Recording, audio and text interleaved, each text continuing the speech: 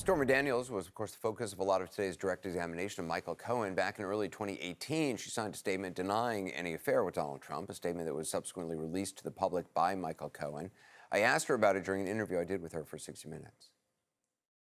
So you signed and released a statement that said, "I'm not denying this affair because I was paid in hush money. I'm denying it because it never happened." That's a lie. Yes. If it was untruthful, why did you sign it? Because they made it sound like I had no choice. I mean, no one was putting a gun to your head. Not physical violence, no. You thought that there would be some sort of legal repercussion if you didn't sign it. Correct. As a matter of fact, the exact sentence used was, "They can make your life hell in many different ways."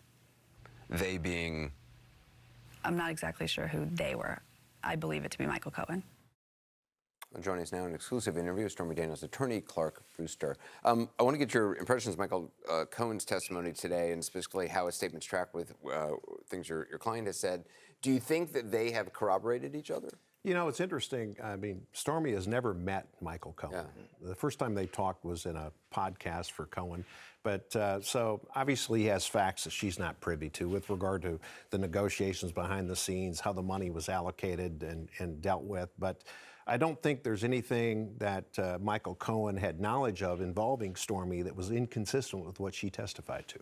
Did Stormy Daniels realize at the time how big a deal this was unfolding behind the scenes? I mean, did she know about the Michael Cohen factor? I don't think she fully appreciated Was it that. Keith Davidson just handling stuff? Yeah, Keith Davidson, who was representing Karen McDougal as well. Right. And Stormy was aware of that, I think, at some point. But obviously, the nuances of how this was going down, she knew it was significant for the campaign, and that was the pressure point, basically. But I don't think she knew all of the machinations behind the scenes. How do you think she came out from her testimony and the cross-examination? Yeah, I think, first of all, the prosecution team is outstanding. We spent a lot of time with them, very careful dealing with the facts and circumstances and the corroboration of her testimony. The defense is dealing with a very, very hardworking, smart, careful prosecution team. But I think Stormy did a great job. You know, she hadn't come face to face with Trump since 2007, I believe, until they were in that courtroom together. When there were moments where Trump, we found out later, was actually, his attorney was being scolded by the judge, he was cursing audibly. Could she hear any of that, or what did she say about what it was like to be in the room with him? You know, she was pretty nonplussed by him. She really didn't pay much regard to him. She did hear the statement that he made a couple of times to some of her testimony, but pretty much She heard him ignored it. cursing in the courtroom? I don't know if she heard him cursing, but she heard him responding audibly, but I don't think that impacted her at all. They were clearly trying to make her feel shamed in some way by her profession. She seemed completely unfazed by that, entering the courtroom saying her name was to be addressed as Stormy Daniels. Were there moments that she had been prepared that they would attack her in that way? And do you think that her response was in line with how she truly felt? I think Stormy was Stormy on the stand, and she's genuine, she's very bright, she's quick-witted, and I think she came across as genuine and open and exposed as she intended to be, and I think the jury saw that. Clark, there was a lot of talk in the testimony about Stormy's finances. And one of the things in her finances is because Michael Avenatti filed this failed lawsuit against Trump, the judge assessed attorney's fees against her. She now owes Donald Trump something like $670,000. What's going to happen? Is she going to pay that? Can she pay it? Is there any way to fight it? What's going to happen in that? Well, I think it's a non-issue for this trial. They try to impeach her with it, but keep in mind the story that she told in that courtroom, factually, was before there was any judgment. The judgment was inconsequential with regard to trying to impeach her testimony. With regard to that judgment, it's patently unfair, but that's what happens in a defamation case when the SLAPP statute is applied. The attorney's fees are almost automatic. They weren't appealed timely. Before I got involved, the main case was, but not the attorney's fees, so we were hampered in trying to deal with that. But in the NDA case, which is really the subject of her testimony in the courtroom, she won across the board. We were awarded attorney's fees every step of the way. We didn't get Avenatti's billing because he wouldn't cooperate, so the fee was less. It was about $100,000 that came off that. But we'll fight in Florida, and I think that we'll get some relief there. Was she aware of that potential? That if she didn't, that was not informed? Never explained. Her I don't attorney think, did not tell her that. I don't want to speak for Michael Avenatti, but he never appreciated the risk of a slap defense and never really informed her of it and really exposed her. Mr. Brewster, It's terrible. if I could ask, I'm just curious if you feel comfortable telling us about how many times would you say Stormy was prepared by the district attorney's office? I don't have to say about, I can tell you exactly, but I will just tell you that they were very diligent, very careful in their examination, wanted corroboration with everything she told them and found it.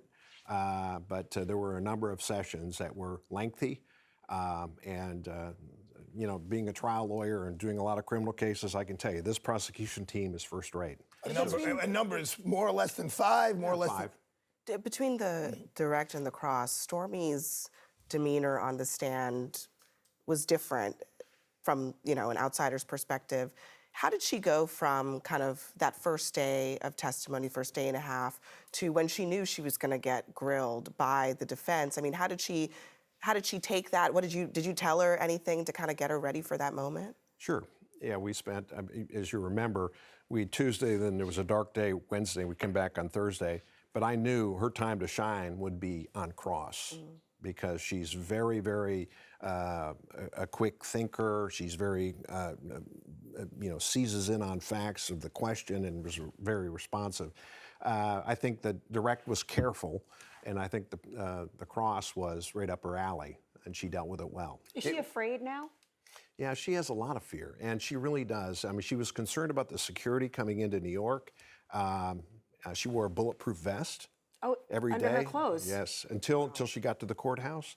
I can tell you that before she came on Sunday, I mean, she cried herself to sleep. I mean, she was paralyzed with fear, not of taking the stand or telling her story, but what some nut might do to her. And I'm genuinely concerned about it as well. She had her daughter's necklace on in the courtroom. Was that some kind of a good luck charm for the mom? Yeah, it was a feeling that she had her daughter with her, and it was really cute that she did that. The daughter made that necklace. The defense moved for mistrial during your client's testimony, arguing they tried to do it twice. What did you think of their argument? Well, it really came into play with regard to the detail, some of the detail, and establishing her credibility and why she did certain things. And she said, I was fearful, and she was told by a lawyer, you need to hide in plain sight. The story's got to be memorialized one way or the other.